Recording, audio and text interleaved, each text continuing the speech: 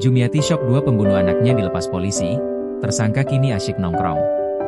Keluarga almarhum Muhammad Ilham, siswa SMP negeri di Lubuk Pakam, Kabupaten Deli Serdang, yang menjadi korban pembunuhan syok mendengar kabar dua tersangka dilepas polisi.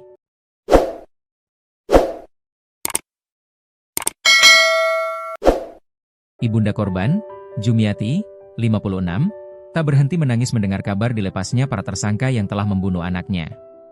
Padahal, ia tahu pembunuhan dilakukan dengan begitu sadis. "Tolonglah Pak Prabowo, kami ini orang kecil. Kenapa ada yang bisa dibebaskan pelakunya? Padahal anakku sudah dibunuh, kejam kali mereka itu.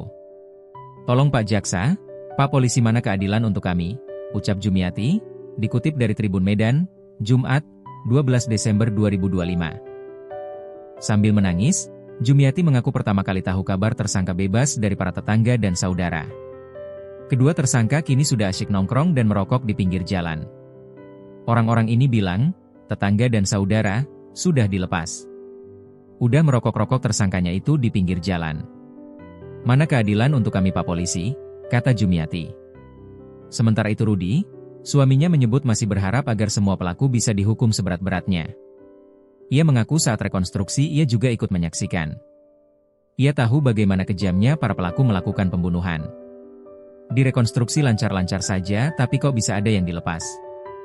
"Aku berharap semua yang melakukan pembunuhan dan terlibat bisa dihukum seberat-beratnya.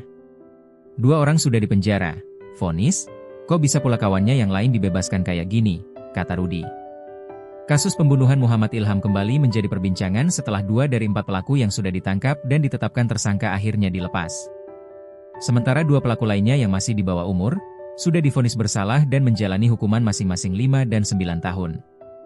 Informasi yang dihimpun 2 tersangka yang sudah dilepas polisi itu yakni As, 19, dan MH, 19, warga desa Sekip Kecamatan Lubuk Pakam.